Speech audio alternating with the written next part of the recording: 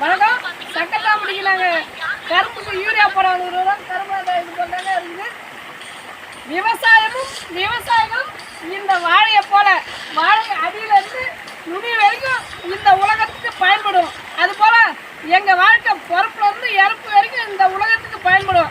அதாவது எங்களுக்கு யாருமே பயன்பட மாட்டாங்க. ஏன் தெரியுமா? அதுதான் காலத்தின் கட்டாயம்.